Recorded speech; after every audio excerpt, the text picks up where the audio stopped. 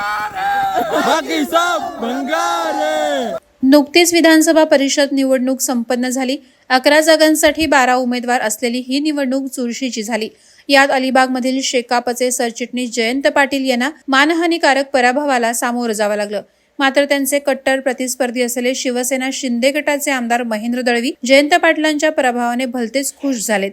शेतकरी कामगार पक्षाचे जयंत पाटील यांचं राजकीय संस्थान खालसा करणार असा पणच आमदार महेंद्र दळवी यांनी घेतला होता. जर विधान परिषद निवडणुकीत आमदार जयंत पाटील यांचा पराभव झाला आणि ते माजी आमदार झाले तर आपण मातीत आनंद उत्सव साजरा करू असा मानस आमदार महेंद्र दळवी यांनी बोलून दाखवला होता आणि झालंही अगदी तसंच. आमदार जयंत पाटील यांच्या पराभवाची वार्ता आल्यानंतर आमदार दळवींच्या गोटात आनंद उत्सवाला सुरुवात झाली. आपला विजय नेते गुलाल उधळून साजरा करतात, मात्र प्रतिस्पर्ध्याचा पराभव चक्क माती लोळून अलिबागमध्ये साजरा करण्यात आला. आपल्या कार्यकर्त्यांसह आमदार महेंद्र दळवींनी अनोखा आनंद साजरा केला. यावेळी ते चक्क ओल्या मातीत उतरले. आपल्या कार्यकर्त्यांना माती लावत त्यांनी स्वतः देखील ही माती आपल्या अंगा खांद्यावर लावून तुफान घोषणाबाजी केली.